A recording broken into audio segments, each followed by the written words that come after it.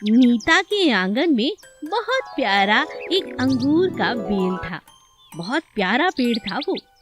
और उसी आंगन में नीता की बकरी भी बंधी रहती थी। बकरी दिन रात वहीं उस आंगन में रहती थी। एक दिन नीता स्कूल चली जाती है और पीछे से बकरी को खूंटे से बांधना भूल जाती है। नीता की बकरी धीरे धीरे अंगूर की बेल के पास जाती है और वहाँ से छोटे छोटे खट्टे अंगूर खाने लगती है।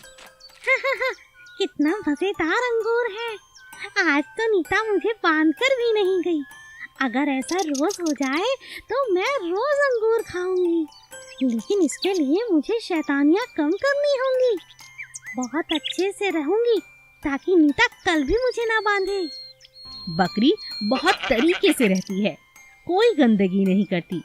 नीता की माँ उससे कहती है, अरे नीता, देख तो हमारी छम्मो ने तो जरा भी गंदगी नहीं फैलाई है। अब ये बड़ी हो गई है, इसे खूंटे से बांधना बंद कर दे। ठीक है माँ। नीता ने अब अपनी बकरी को खूंटे से बांधना बंद कर दिया। कुछ महीनों के बाद बरसात आती है और अंगूर की बेल बहुत ऊपर चढ़ जाती है। अब बकरी का मुंह अंगूरों तक नहीं पहुंच पाता। हाँ, क्या करूं? इतनी दूर अंगूर लगे हैं। आज तो अंगूर खाने के लिए बेल पर चढ़ना होगा, मगर कैसे? नीता की बकरी भी बेल चढ़ने लगती है, लेकिन धड़ाम से नीचे गिर जाती है और उसके पैर में मोच आ जाती है। बकरी जोर जोर से रोने लगती है। नीता और उसकी माँ उसका खूब ख्याल रखते हैं। किसने कहा था दीवार पर चढ़ने को? अब तो तुम शैतानी करने लगी हो। कहो तो खूंटे से बांधना शुरू कर दूं? अरे ना बेटा ना, मत बांध बेचारी को। अब तो इसकी एक टांग टूट गई है। अगले दिन से बकरी निराश होकर बैठी रहती। एक दिन अचानक दोपहर के समय में बेल से आवाज आती है। क्या बात है बकरी, बहुत शांत बैठी हो? ये चोट कहाँ से लगवा ली? एक छोटा सा नन्हा सा तोता वहाँ आकर बकरी से बातें करने लगता है। बकरी उसे पूरी बात बताती है। तब तोता उससे कहता है, अरे अरे कोई बात नहीं, चोट ही तो लगी है, कुछ दिनों में तुम ठीक हो जाओगी। अभी तुम्हारे लिए खट्टे खट्टे मीठे मीठे अंगूर तोड़ कर लाता हूँ। आज से मेरी दोस्ती पक्की समझना। बकरी बहुत खुश हो जाती है। नन्हा तोता बड़ा सा गुच्छा अंगूरों का तोड़कर उसके लिए ले आता है। बकरी मजे से खाती है। तोता भी हर रोज वहाँ आने लगता है और दोनों मिलकर खाते हैं। इस तरह से उनकी दोस्ती हो जाती है। हमें मुसीबत के समय अपने दोस्तों का ख्याल रखना चाहिए। घमंडी घोड़ा और लंबे पैरों वाली बकरी को जादुई पेड़ का आशीर्वाद। सुनारपुर जंगल में सभी जानवर बड़ी खुशी खुशी रहा करते थे। वो सभी आपस में मिलजुल कर खेलते, साथ मिलकर खाते और साथ मिलकर मस्ती किया करते थे। एक दिन बंदर ने कहा, अरे हिरन भाई, बकरी बहन, चलो आओ हम छुपन छुपाई खेलते हैं। हाँ ठीक रहेगा, हिरन ने कहा। तब बकरी कहती है, ठीक है बंदर भाई, आप दोनों छुप जाओ, मैं आप दोनों को ढूंढती हूँ। बंदर और हिरण पेड़ों और झाड़ियों की ओट में छुप जाते हैं और बकरी वहीं आंख बंद करके 10 तक गिनती है। 1, 2, 3, 4, 5, 6, 7, 8, 9 और ये 10। मैं आ रही हूँ। लेकिन बकरी जैसे ही आँख खोलती है तो उसकी आंखों के सामने जंगल का बिगड़ैल घमंडी घोड़ा खड़ा था, जो कि बहुत ही गुस्से वाला था और उसको अपनी लंबी लंबी टांगों का बहुत घमंड था। घोड़े ने लात मारते हुए बकरी से कहा, अरे तुम आँख बंद करके क्या तपस्या कर रही हो? हटो हटो मेरे सामने से। घोड़े की लात ठोकर खाकर बकरी दूर जाकर गिरती है। तभी हिरण और बंदर भी बाहर निकल आते हैं और घोड़े से कहते हैं, घोड़े, तुम्हें अपनी टांग पर इतना घमंड नहीं करना चाहिए। हाँ, हम सबको यहाँ मिलजुल कर रहना चाहिए। उन दोनों की बात सुनकर घोड़े को और भी ज्यादा गुस्सा आ जाता है और वो उन्हें मारने के लिए दौड़ता है। बंदर झट से पेड़ पर चढ़ जाता है और हिरण भागकर अपनी जान बचाता है। लेकिन बकरी नहीं भाग सकती। घोड़ा फिर से बकरी की पिटाई कर देता है और वहाँ से चला जाता है। बकरी वहीं पेड़ के आगे रोने लगती है। हे भगवान, अगर मैं भाग नहीं सकती, मेरे पैर छोटे हैं, तो इसमें मेरी क्या गलती है? आप मुझे ताकत दीजिए ताकि मैं इस घोड़े को सबक सिखा सकूं।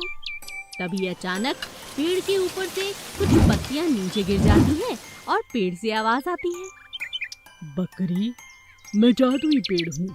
तुम मेरे नीचे गिरी हुई पत्तियों को खा लो, इससे तुम वो ताकत ले आओगी जो तुम चाहती हो।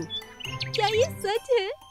बकरी ऐसा कहते हुए नीचे गिरी हुई पेड़ की पत्तियों को खा लेती है और पत्तियां खाते ही उसकी टांगे एकदम घोड़े सी लंबी और ताकतवर हो जाती हैं। ये चमत्कार देखकर बंदर पेड़ से नीचे उतर जाता है और हिरन भी वहां वापस लौट आता है और वो तीनों बिगड़ैल घोड़े की तलाश में जंगल में निकल जाते हैं।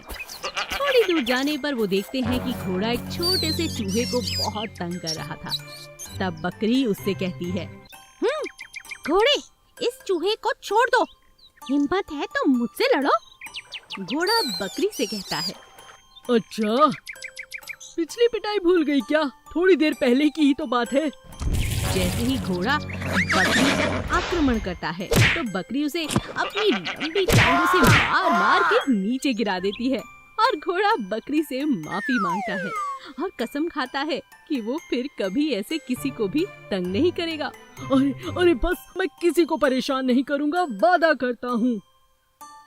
बकरी की लंबी टांगों के कारण जंगल को घोड़े के आतंक से छुटकारा मिल जाता है और जंगलवासी एकदम खुशहाल रहने लगते हैं। पप्पू नाम का एक खरगोश था जो अपनी सहेली मछली के पास रोज जाकर उससे मुलाकात किया करता था और उससे अपने दिल की हर बात कर लिया करता था। एक दिन खरगोश जब अपनी मछली से मिलने के लिए जा रहा था तब रास्ते में उसने हाथी से सुना, अरे पप्पू, कहाँ जा रहे हो? सुनो सुनो, जंगल में प्रतियोगिता होने वाली है। दुआ करना कि ये प्रतियोगिता मैं ही जीतूं। पप्पू ये बात सुनकर बहुत खुश हो जाता है और कहता है, हाँ क्यों नहीं, जरूर। पप्पू अपनी दोस्त से मिलने के लिए आगे बढ़ता है।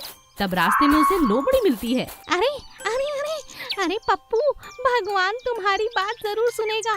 तुम दुआ करना कल की प्रतियोगिता में मैं ही जीतूं। पप्पू हंसते हुए लोमड़ी से कहता है, हाँ हाँ क्यों नहीं, जरूर जरूर। ऐसा कहते हुए पप्पू आगे बढ़ता जाता है। रास्ते में उसे कई जानवर मिले, लेकिन सभी अपने जीतने की बात पप्पू से कह रहे थे। कोई पप्पू से ये नहीं कह रहा था कि पप्पू उस प्रतियोगिता में भाग क्यों नहीं ले रहा। इस बात से पप्पू बहुत परेशान था। जब वो अपनी दोस्त मछली के पास पहुंचता है तो जोर जोर से रोने लगता है।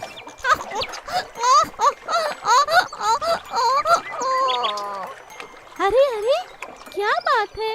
रो क्यों रहे हो पप्पू? पप्पू उसे सारी बात बताता है। किसी को नहीं लगता कि मैं जीतूंगा, इसीलिए सबके सब बस अपने जीत के बारे में बोल रहे हैं। कोई ये भी नहीं पूछना चाहता कि मैं प्रतियोगिता में भाग लेना भी चाहता हूँ कि नहीं। सब लोग बहुत मतलबी है। कोई मेरा दोस्त नहीं इस जंगल में। मैं किसी से बात नहीं करूँगा, कोई मेरा दोस्त नहीं। अरे अरे, शांत हो जाओ, इतनी नाराजगी अच्छी नहीं पप्पू। देखो, अपने अंदर की प्रतिभा को तुम्हें समझना होगा। क्या तुम्हें लगता है तुम जीत सकते हो? हाँ हाँ, क्यों नहीं। तो अगर लगता है तुम लोगों की बात पर ध्यान ही क्यों दे रहे हो और रो क्यों रहे हो? तुम्हें प्रतियोगिता में भाग लेने से कोई नहीं रोक सकता और न ही जीतने से। मैं कहती हूँ तुम कल की प्रतियोगिता में भाग लो, शेर से जाकर बात करो और तुम्हारे लिए दुआ मैं करूँगी। देख लेना, तुम जरूर जीतोगे। मछली के समझाने पर पप्पू बहुत खुश हो जाता है। वो राजा शेर से जाकर इस बारे में बात करता है। राजा जी, मैं प्रतियोगिता में भाग लेना चाहता हूँ।